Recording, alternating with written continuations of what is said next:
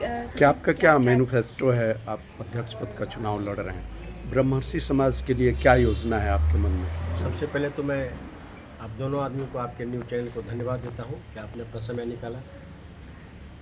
मैं केंद्रीय कमेटी का जो अध्यक्ष पद का चुनाव अभी हो रहा था, ये आपको कदमा ब्रह्मर्षि भवन में, उसके अध्यक्ष पद के लिए नॉमिनेशन किया हूँ।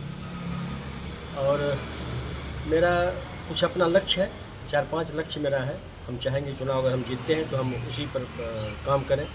पहला लक्ष्य है मेरा कि गरीब तबके का किसी भी जाति में जो पढ़ाई लिखाई में पैसा के चलते नहीं पढ़ लिख पा रहा है, उसको हम लोग आर्थिक मदद करें। हमारे जितने भी संपन्न लोग हैं हमारे भूमिहार समाज में, ब्रह्मर्षि समाज में, उनसे भी हम लोग मदद मांगेंगे, अपने तरफ से भी मदद करेंगे और शिक्षा में उनको पैसा का कमी नहीं होने देंगे, पहला मेरा। दूसरा मेरा है कि बहुत आदमी दवाई के अभाव में स्वास्थ्य लाभ नहीं ले पाते हैं, घर में पड़े रहते हैं, दवाई की व्यवस्था नहीं होता है, सरकारी जो हॉस्पिटल है उसका स्थिति खराब रहता है।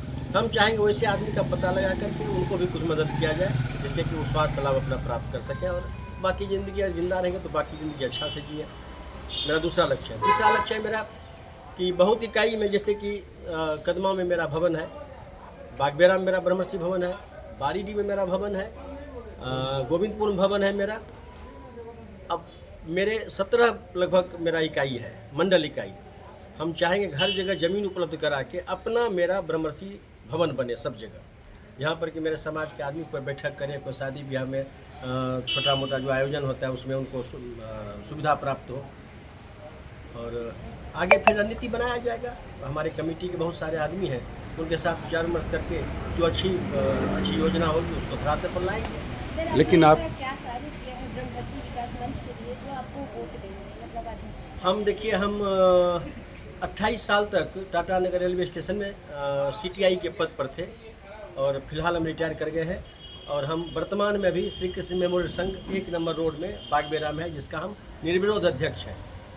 और वहाँ पर हम जब अध्यक्ष बने तो भवन का हालत बहुत अच्छा नहीं था, लेकिन उस भवन में अभी आप लोग भी कभी जाइएगा, देखिएगा, पूरा टाइल्स लग गया है, 2 मंजिला हो गया है, सारा सिस्टम से काम हो रहा है, वहाँ अच्छा हो रहा है।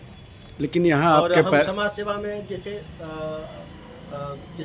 गरीब कन्या सबका शादी ब्याह जहाँ भी होता है वहाँ हम मदद करते हैं।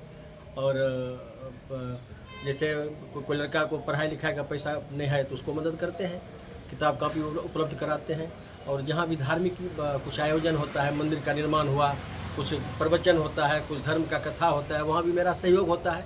और हम रिटायरमेंट से पहले भी समाज सेवा करते थे, रिटायरमेंट के बाद भी हम समाज सेवा कर रहे हैं। मेरा समाज सेवा लक्ष्य है बचपन से ही।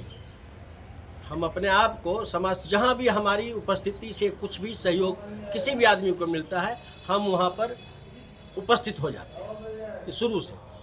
और ये तो आप लोग न्यूज़ वाले हैं, आप लोग पता कीजिए कि और हमको बहुत कम लोग सत्येंद्र कुमार के नाम जानता है, सब कुमार जी के नाम जानता था। जब स्टेशन में थे वहाँ भी मदद करते थे। कोई कैंसर पेशेंट हुआ, कोई लीवर पेशेंट हुआ, किसी को भेलोर जाना है, किसी को बम्बई जाना है, किसी को पूना जाना है, सबको टिकट कहीं न कहीं से जुगाड़ करके VIP कोटा से कन्फर्म कराते थे। किसी का बेटा पढ़ रहा है कहीं, उसको भी कराते थे। और अभी भी रिटायरमेंट के बाद भी हमारे पास रोज़ आता है, डेली आता है कि भाई हमको यहाँ जाना है, वहाँ जाना है, किसी न किसी प्रकार से उसको हम मदद करते हैं। लेकिन आपके खिलाफ आपके समाज का एक आदमी खड़ा है अध्यक्ष पद के लिए, क्या कुछ मतभेद है समाज कोई में? मतभेद डिस्प्यूट नहीं है, ये प्रजातंत्र है, यहाँ पर सबको अभिव्यक्ति की आज़ादी है।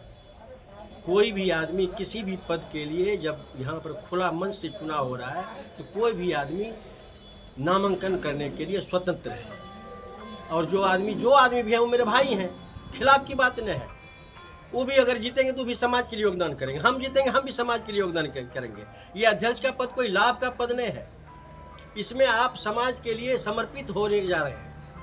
अगर समाज आपको इतना बड़ा भार दे रहा है, इतना बड़ा दायित्व आपको दे रहा है, तो आप अपने दायित्व को कैसे निर्वहन कीजिएगा, ये आपके ऊपर है। ठीक, थैंक यू।